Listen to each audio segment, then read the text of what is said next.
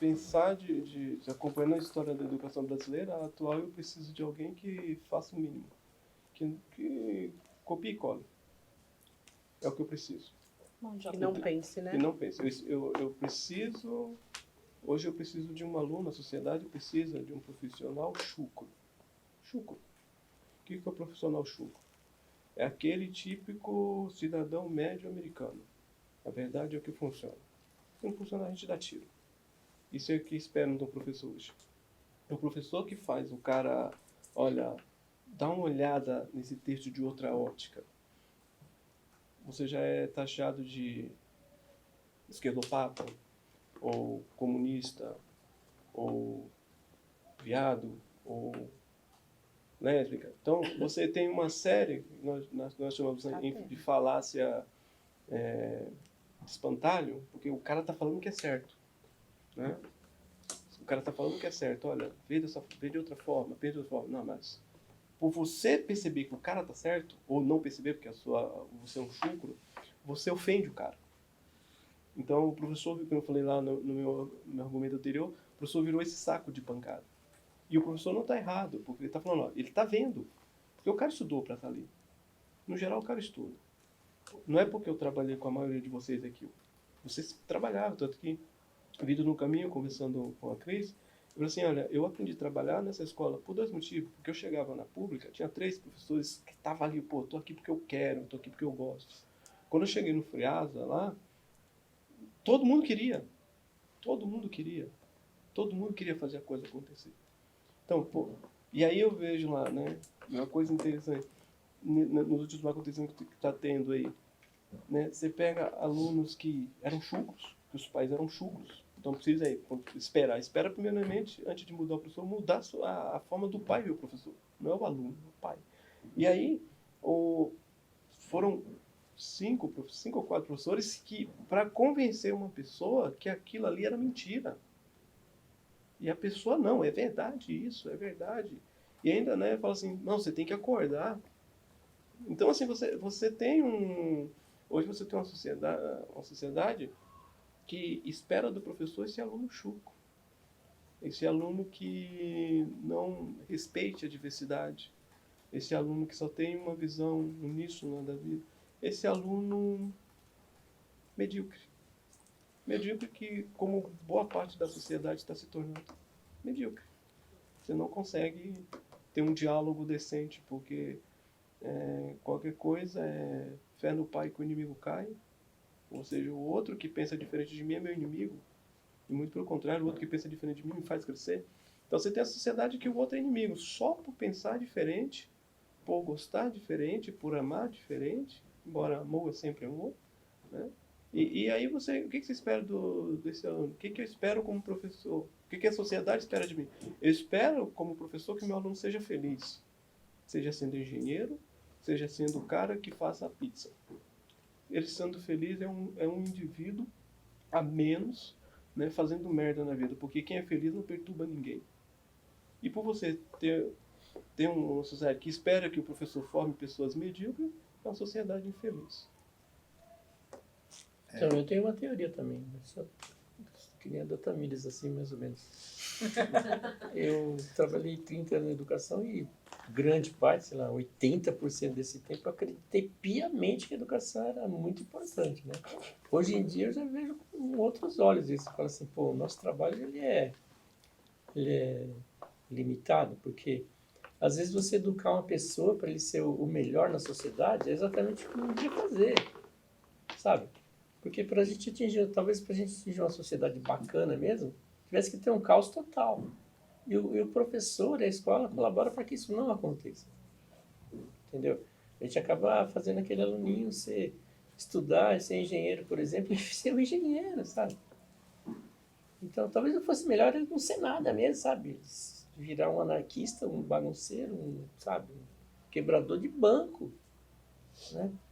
E para tentar mudar o contexto do que é o nosso sistema social hoje, sabe? Eu acho que com gente boazinha, bem formadinha, isso não vai mudar, não. E nem todo mundo vai atingir, que nem a Joyce falou, né? Nem todo mundo vai atingir o patamar alto. Isso daí não vai acontecer nunca, né? E tem essa questão da valorização, né? O engenheiro o médico tem uma valorização monetária muito maior do que o rapaz que faz a pizza lá na pizzaria. Então, tudo isso colabora porque não muda, né? Você falou do Bourdieu, tem a questão da reprodução, né? Da reprodução do sistema social, que a escola colabora muito com isso daí. Era o que eu estava pensando mesmo, porque as teorias da educação dizem justamente que a escola é esse espaço de conservação, de reprodução, né? E eu estava pensando que uma resposta possível para a pergunta, o que se espera do professor, é que ele tenha jogo de cintura. Justamente porque não é um elemento, que foi como o Gelson colocou. São vários, né? O que a escola, a direção espera, o que o aluno espera, o que o governo espera. E aí eu acho que se espera jogo de cintura para lidar com as situações que são as mais adversas possíveis. Existe uma diretriz governamental, existe um plano pedagógico elaborado pela própria escola, existe um aluno que traz todas as suas particularidades, e aí a gente fica tendo que lidar com todas essas questões, né? Eu acho que é preciso muito jogo de cintura e não é fácil.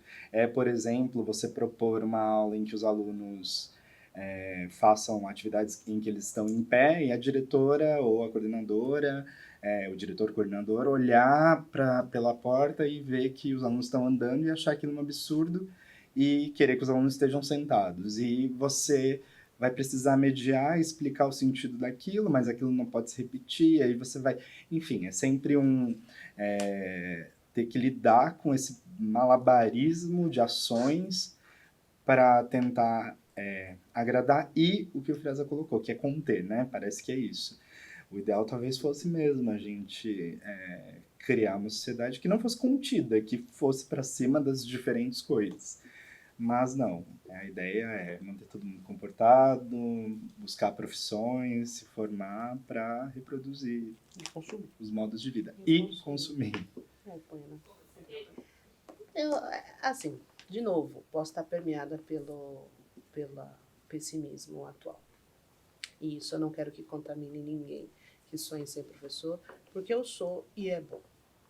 Então, dito isso, não se contamine. Eu acho que a tendência é se reformular de um ponto, né? Já vem se transformando assim, o professor começou primeiro como mediador, né? Agora o professor é só mediador da aprendizagem. Aí, ok. Aí depois começou a alcunhar os termos, o professor é só um articulador, né? E eu acho que a sociedade anda buscando a total asepsia da educação. É a total asepsia. É a distância entre o objeto e o estudado, é apaixonar pela própria disciplina e ponto, né? É repensar, e como se não existisse um outro, como se esse outro fosse um ser capaz de sozinho ou em outras vias chegar no ponto que você espera, né? Então, eu acho que a gente está pensando a muito longe, assim. Eu acho que essa profissão ela já vem se transformando, já vem se mediando, né, para se transformar em uma outra coisa. Talvez a gente chame de professor, mas vai ser uma outra coisa, né? E essa sociedade hoje que eu falo que vem buscando, primeiro que educação é um projeto de poder. E eu sempre coloco culpa na realidade brasileira no poder passado, porque teve na mão a condição de mexer em coisas importantes. Todas essas reformas que a gente vê hoje poderiam ter sido feitas, sabe? A reforma do ensino superior para a licenciatura poderia ter sido feita, estava na mão, isso poderia ter sido feito, e escolheu-se, e tudo bem, foi uma escolha, de formar o não cidadão, mas o consumidor. Né? A gente teve uma política de formação não cidadã, mas do consumidor. Então, hoje você vai falar assim, é um contrassenso, você vai falar em BNCC atualmente, você vai falar das habilidades socioemocionais. E você quer a total asepsia? Você não pode falar para a pessoa o seu percurso que você doutrina? Isso é um contrassenso, você vai falar de habilidades socioemocionais sem ter empatia, sem falar de onde você veio e a sua história. Então, isso é um contrassenso grande. Eu venho acompanhando os congressos de educação de escolas que só onde frequenta a elite escolar. Eu vou de teimosa. Né? E eu percebo que o ensino público ele está há 40 anos antes ele está ainda, se você colocar, ele está 40 anos antes do que o ensino privado, em todas as discussões. Todas as discussões. Né? E nós estamos sendo lavados hoje por o que a sociedade espera. E, gente, é a massa que está no ensino público. É a massa. Né? A elite continua e continuará sendo elite, mas a massa está lá. E, de novo, sendo um laboratório de experiências, de condições. Então, respondendo a sua pergunta, eu acho que vai se transformar em uma outra coisa. Pode ser chamado de professor, né? Mas, como a gente conhece hoje, vai ser modificado. Até porque é a era da informação, a era da tecnologia, nós estamos sendo permeados, é um mundo feito de... Hoje, por exemplo, quem lida com a comunicação não é mais o jornalista, é o design de computação, quem cuida... Então, as coisas vão se desenhar. Então, talvez exista essa pessoa. Não sei se é assim. Talvez, o nome talvez que a Tami queira aí é o... Teve um aluno que tive contato no passado que ele tinha acompanhamento, né? Eu falei, quem é a sua psicopedagoga? Ele falou, não, minha orientadora pedagógica. Então o nome é bonito. É alguém que vai te orientar apenas naquilo que você precisa. Então o professor vai ser uma espécie de bico. Né? Bico. Tá? Então, de certa forma, já está sendo. Né? A maioria dos professores estão, se quiser ter uma vida razoável, tem que estar indo à escola 3. Mas tem as plataformas digitais, então, as escolas EADs que a gente está fazendo pedagogia EAD e pega uma aula de uma professora, aquela aula foi filmada há 6 anos e está servindo para o curso de agora. Não quer dizer, não preciso contratar ninguém. E quando você faz o vídeo que vai servir para aula, você assina um termo que você não vai receber mais pelas exibições, tá certo? Então, são as plataformas que... Orientador. Você vai lá assim... Quando você vai assistir lá, comprava um tempo atrás aí um aparelho, vai ver o tutorial de como ele funciona. É o professor vai ser o tutorial. Se vira. Então você tá. Só que aí você perde, por um lado, né? Porque você perde a humanidade, né? Você perde o sentido do outro. A asepsia, né? Você vai deixando as pessoas frias. Não à toa, um dos projetos do atual governo tem a ver com a educação em casa, né? O ensino em casa, porque aí você acaba justamente com esse contato com o outro diferente, quer dizer, você está dentro do ambiente familiar, embora as pessoas sejam diferentes, mas elas seguem uma determinada doutrina, um determinado ponto de vista em relação a diversas coisas e aí impede os filhos, as crianças de interagirem com o outro. Ajuda na asepsia. Isso me lembra muito a educação romana, né? A educação romana você contratava lá, você tinha lá um pedagogo, que era e você tinha um magista. Então o magista ele ficava à disposição das famílias dos patrícios. Então, olha, eu vou ter, por exemplo, dá um exemplo simples lá em Bugaçu, tem lá um pessoal que acha que é rico, então eu contrato um pedagogo, um profissional lá para dar educação em casa. Então você coloca no horário que o cara quer, 10 famílias, o salário é R$2.000 do professor, então 2 mil reais por mês para o professor, sai lá ensinar determinadas coisas, o que ele precisa. Então a educação também ela vira uma espécie de fast food, que eu não posso aprender, eu só aprendo aquilo que vai ser necessário naquele momento. Então você você transforma o cara num robozinho mesmo, né? E o professor, de certa forma, por necessidade de sobrevivência, vai se tornar esse capacho que nós estamos vendo aí. Né? Tanto que o cara, ele não pode ir contra o que coloca para ele. É o que o João só falou, principalmente da educação domiciliar, que eu... Você não fala palavrão? Foi pra fora, amiga. Pedagoga. Porque é aquilo do, o meu filho ele não pode se frustrar. E não pode se misturar. E não pode se misturar. Então, eu vou criar o meu filho na bolha. Tem alguns até que se eles pudessem passar um plástico com bolha, porque não querem aí vir aquele adulto que quando se frustra, porque frustra a gente. E vai frustrar. E vai frustrar. Virou adulto, Eu que tenho um caso, atropela, eu tenho um caso. o braço fica grudado no para-brisa, ele pega o braço, vai embora e joga no Joga no rio. rio. É esse tipo de adulto que essa classe social vai ter. O papel do professor vem mudando constantemente. Talvez um dos problemas que a gente enfrenta hoje, por exemplo, de descaso, que realmente é muito grave, assim, né? A gente às vezes se sente lá e fala, meu, eu tô dando aula pra quem? Pra parede? Porque eles literalmente viram para conversar entre si, viram de costas e falam assim, gente, quem sou eu aqui, né? Então, esse descaso todo é porque, assim, a escola não tem mais aquela função que tinha no passado, de que era onde eu ia buscar o conhecimento. O conhecimento está em tudo que é lugar hoje. Então, e assim, se eu não aprendi com o professor, eu vou assistir uma videoaula e eu vou entender o assunto e eu dou conta depois. Então, e essa necessidade de postergar tudo, né? Então, tudo deixo para depois. Por que eu postergo a frustração? Eu postergo me mexer, né? Então, o comodismo, buscar a sensação de estar sempre feliz. Então, é as questões de mudança, né? Então, aí, o quanto isso ainda vai mudar, como isso vai mudar, não sei se é tão fácil a gente imaginar, né?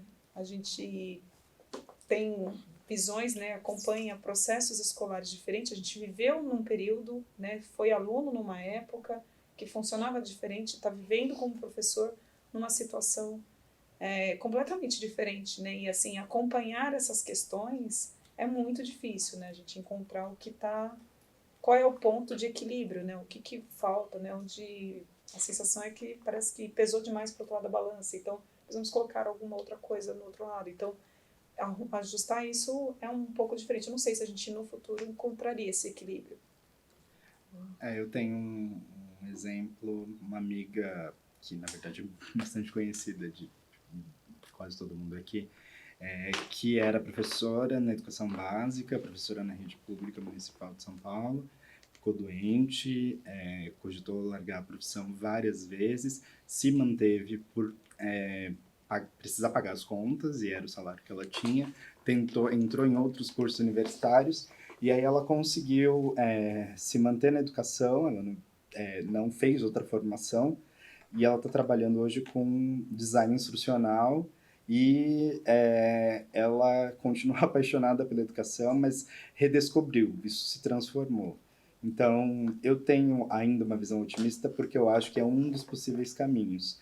Ela continua sendo muito responsável pela formação, porque apesar do excesso de informações, existe a necessidade de orientação ou curadoria, e então de fato, é muito fácil você aprender qualquer coisa hoje, sozinho, procurando conhecimento, vídeo, e aí acho que é um pouco o papel do professor, vai se tornar um pouco isso, ser esse curador. Talvez a gente continue chamando de professor, como a Tamiris já disse, mas não mais sendo a mesma coisa, né? Fazendo as mesmas coisas que fazemos hoje e que fazem há um tempo. E aí sim, eu acho que isso não é negativo. Eu acho que talvez seja alguma coisa positiva, porque talvez estejamos estacionados há bastante tempo. Eu tenho um colega, foi para Cuba agora, recentemente, por isso que talvez tenha que ser cortado. E estava olhando da janela, né? E de repente estava vindo várias criancinhas uniformizadas, né? Carregando um bolo de 3 andares, assim, porque lá os bolos são grandes, né? E todas elas de mochilinha e o bolo carregando. E aí eles perguntaram, será que é o dia da pátria? O que vai ter nessas escolas hoje, né? Ele desceu e as mães orgulhosas olhando assim, as criancinhas, cada um, era uma competição do bolo mais alto, né? Bolo mais alto, bolo colorido. E o bolo lá, o açúcar é muito caro, né? Tem uma questão do açúcar muito difícil. Então você fazer um bolo significa, cara, investir nisso daqui. Aí descobri que era o dia do professor. Então, só para desenhar, colocar essa imagem aqui, o dia do professor, trazendo Cuba, e fazendo um paralelo com essa sociedade hierarquizada que é o Brasil. Né? É uma sociedade hierarquizada. Eu até polemizei esses dias falando assim, olha, o caos dos cortes, o caos do contingenciamento da educação é porque atingiu a pesquisa, é porque atingiu o ensino superior. É porque está dentro do DNA elitista do brasileiro, porque a educação básica continua na invisibilidade e no e sem verbas e com cortes recorrentes. Então, o caos se instaurou agora porque atingiu uma camada. Eu lembro que muitos protestos de professor, no máximo a gente encontrava o diretório da FEFELESH, era o máximo que ia com a gente. O máximo. sabe? Alguém da educação lá, às vezes vinha com a gente, mas muito pouco. A pesquisa, a universidade se afastou, né? Se afastou muito da educação de base. Quando você vai falar, por exemplo, com a escola de aplicação, né? Eu tive a oportunidade de trabalhar com uma moça que veio da escola de aplicação e ela começou a se encantar com a educação, né? Eu falava, olha, toma cuidado, né?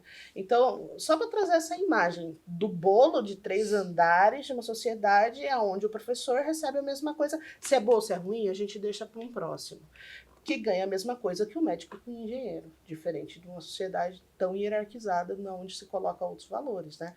E um segundo caso, eu estou respondendo uma defensoria pública de uma reclamação de uma mãe que entrou com uma ação contra o Estado, não foi contra a escola, querendo saber por que o filho dela não aprende. Ponto. Eu recebi um e-mail da defensora pública e o e-mail veio primeiro para minha equipe. Aí quando eu cheguei, a equipe já estava empolvorosa. Você vai ter que responder à defensoria pública, né? Com medo. E aí elas pararam, as vice-diretoras, Tamires, você não sabe. A defensora pública está querendo saber por que esse menino não aprende. Aí eu falei, por que o desespero? Aí eu falei, porque vai sobrar para você, Tamires. Você não fez alguma coisa. Você tinha um programa que não colocou. Você que não fez alguma sondagem. Vai sobrar para você. Eu falei assim, vai sobrar só mais uma coisa. Até aí tudo bem, mas vamos ver por uma outra ótica. É a primeira vez, dentro do meu percurso de educação, que uma mãe entra contra o Estado, dizendo que o filho dela já está há 12 anos na educação pública, que ela já correu atrás disso, ela já correu atrás daquilo, ela já correu atrás daquilo outro, e o menino não tem condição de disputar dentro da sociedade. Falei, vamos ver por essa ótica e vamos responder à defensoria pública e falar o que a gente não tem? Aí elas... E aí, eu falei assim, não, provavelmente no final eu vou ter algum tipo de responsabilidade, porque eles vão arranjar. Mas vamos fazer o que a gente acredita agora. Elas, bacana. Então, só para desenhar essas duas importâncias, né? E por que a sociedade, essa mãe despertou, assim, meu filho não aprende, cara, ele tá 12 anos aqui e não aprende.